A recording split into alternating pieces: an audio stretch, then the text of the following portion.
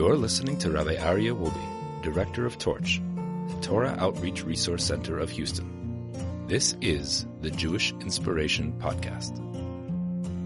And now, my friends, we resume with day number 116 on page 667 in the Treasure for Life edition of the Orchos Tzaddikim, Ways of the Righteous.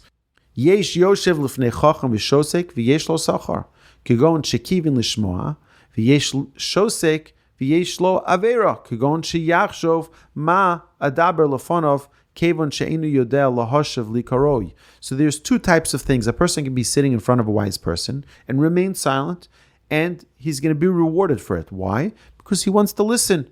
He wants to hear. But there are others that can be silent and actually it'd be a sin. Excuse me, why? It could be a sin because he could be thinking to himself, what would I ask this person? He has nothing of wisdom to share with me. He has nothing intelligent to say. Why would I ask him? Halo eino yodea kenegdi klum. I know much more than he knows. I'm much wiser. I'm much more knowledgeable. I'm much more intelligent than him. V'yizar ma'od b'masha amar Rabbeinu Zechron Levracha shiva dvarim begolem. Our sages tell us that there are 7 signs of a fool, and a person needs to be very careful about it. V'shiva b'chacham, and there are 7 signs of a wise man. Chacham einu medaber b'fnei mishehu gadol mimeno b'chachma u'b'minyan. A wise man does not speak in the presence of someone who's greater in wisdom or in number, in years. Someone who's older than you, remain silent. They have more life experience than you. And they don't either interrupt their friend while they're talking. And they do not rush to answer. They take their time. He asks to the point and answers correctly. And he speaks about the first point first and on the last point last. And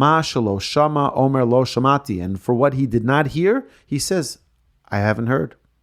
And we've mentioned the Talmud. The Talmud says, Al shalo shama omer lo shamati. You want to know what a wise person is? Right? Al shalo yada omer lo yadati. And what he doesn't know, he says, I don't know. You're honest. V'modala emes v'chilufeim begolem. He says, and some of the 7th virtue of someone who's wise is someone who admits to the truth. They admit. And the reverse of all of these is about the fool. The reverse of all of these. A fool will talk before someone who's wiser than them and older than them, which is, by the way, just a side point here, is that the Torah teaches us that a child is not allowed to speak before their parent. It means if a father is being asked a question by someone, the child should not be answering before the father. And he shouldn't be contradicting the father either. Even if the father is wrong, the child should not be contradicting their father. Okay, now the author continues, Amar HaChacham, the wise one said, this is generally talking about King Solomon, Mi shemidaber b'chochma u'behaskel Kimelach batavshil. Someone who speaks with wisdom and understanding is like adding salt to a dish. It just adds flavor, it adds a richness. And there is favor to the words of those who understand. Kinofech b'mishpazot zahav. It's like a ruby in a setting of gold. V'chochmas hamiskein bizuya u'devarov einam nishmoim. A poor man's wisdom, meaning someone whose wisdom is weak, that's what it's referring to, is despised. It means someone who's not intelligent. Not because they're not gifted, okay, someone who's mentally challenged, we're not referring to that. Someone who just hasn't developed their mind properly.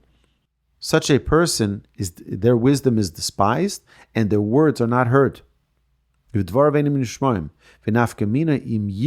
adam she'ein devarav nishmarim, yelech etzel adam she'dvarav nishmarim, v'yasim devarav befiv, kidei lahashmiam, aval hu yishtok.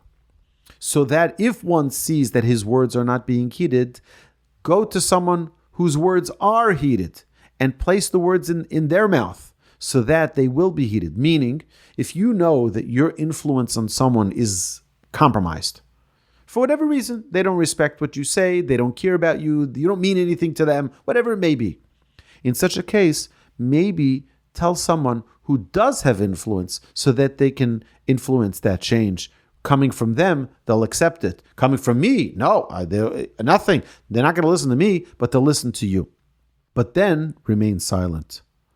Then remain silent so that it doesn't continue to harm the other person who was not listening to you till now.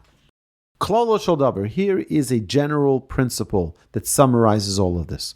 Kemo she'adam osed deles lepitcho v'yesh lo eis liftoach ve'eis lisgo kach yusgo dalte piv ki yesh shtei dlasos sfasayim v'shinayim. It says, just like there is a door that sometimes is open and sometimes closed, so too there should be a door to your mouth, which is sometimes open and sometimes closed. But not only that, there's two doors to your mouth.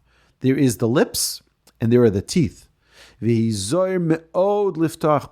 very cautious, be very weary about opening your mouth. And just as you protect your gold and your silver and your pearls in your safe, you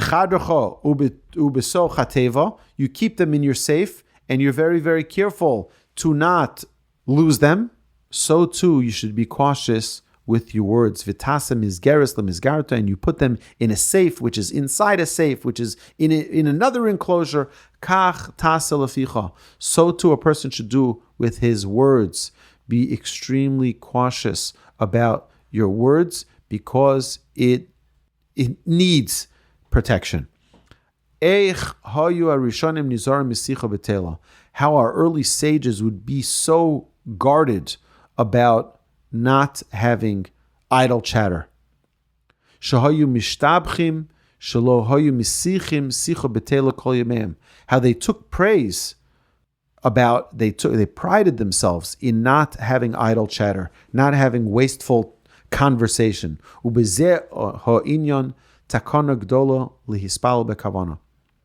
And this is also a great tool towards a person praying with concentration. Because